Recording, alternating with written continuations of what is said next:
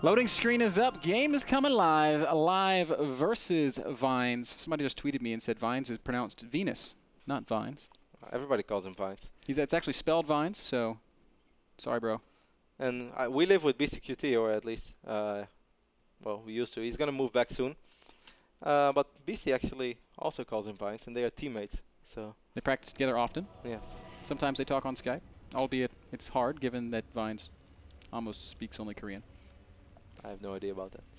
I've never actually met Vines. Would love to meet him once. Interesting player. I'm curious to see how much he will be able to do for Team Empire, even though he joined already, let's say, roughly 2 months ago. aLive is, of course, the Fnatic purple Terran spawning on the left top side of Shakura's, while Empire Vines is our Korean Protoss spawning on the right top side. So finally, we actually, for the first time tonight, have 2 Koreans playing against each other in the Korean Gauntlet. It's about damn time.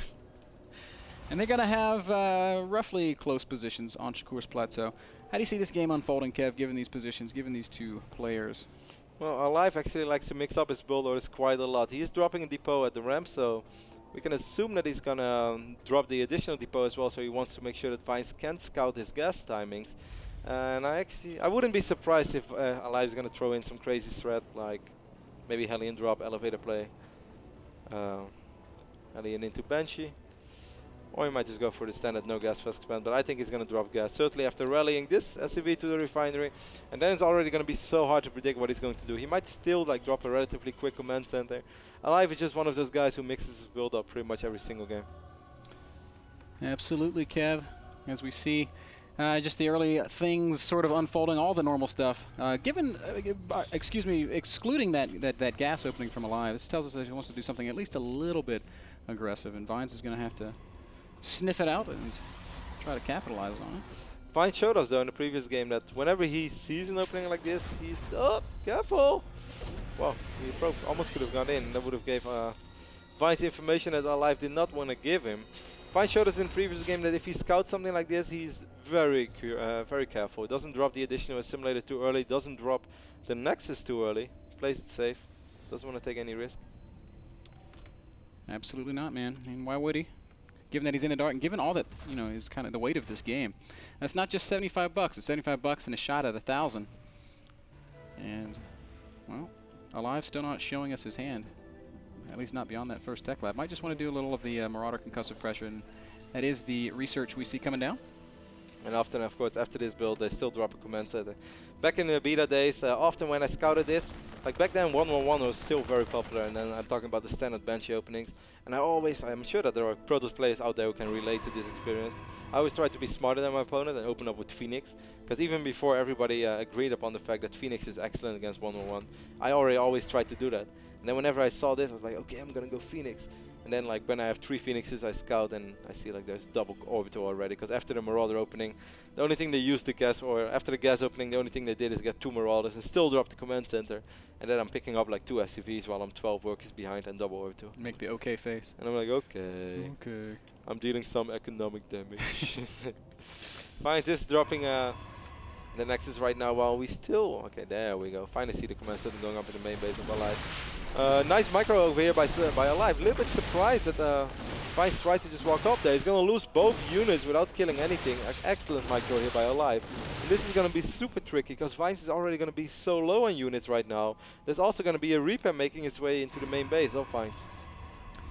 That is absolutely correct. So double-pronged aggression. I love seeing these kinds of builds. Vines is going to have to react perfectly at the front and then not be surprised by the Reaper at the back. That said, he's probably played against this many times before. It's not all that uncommon on Shakura. That is true, but after losing your first Stalker and your first Zealot, you're going to be in a lot... normally this is already annoying to deal with, guys. If you're a Protoss player, I'm sure you guys know. He's pulling the probes. Is he aware of the Reaper that's making his way into... Yes, he is aware of the Reaper. Sends a Stalker to the back, and the probes, and the other Stalker is at the front. 2 probes go down in the back. I think that's... Maybe 1 more might fall. aLive should just focus on Stalker right now. I'm not sure why he's not doing that.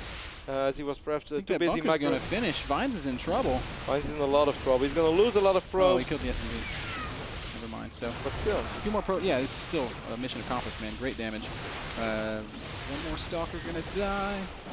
Stalker must die. Ooh, gets it. Stalker will die. Even on supply, but economically, I think aLive's in a fine position. Tech-wise as well, as Vines does not have a second assimilator yet, does not even have a robotics facility on the way or whatnot, and we can already see Stim being halfway done, and the factory is already starting, so this is a great, great opening for aLive. Once more, guys, I can't show you guys how many workers have died, but well, if I have to make a guess, I'd say 7, 8 probes. 2, 3 in the back and 4, 5 in the front. That's exactly right. He's going to follow this up with Twilight Council. I don't think it's going to be the same build as in the previous game, because I feel that his timings are thrown off too much for this. I would be very surprised if he still tries to do the same thing. Man, Stim is almost already ready. If aLive just... Stim push, Marine Marauder, Medevac. Yeah. I wouldn't even try to drop. These are moments where, as Terran, you should just try to get 2 medevacs and I would say 16 to 18 bio units on the ground. Even if most of those are Marines, you just walk up. Even if Protoss force fielded off, there's no way they're ever going to have Charge, Colossus or Storm. So you will always trade effectively, because even when Protoss makes perfect force fields, you're still going to be able to trade effectively most of the time, since there's so much more DPS in the Terran army. And wow, Vines is getting Dark Templars, and I don't dislike that at all, because he knows he's going to have to make something happen.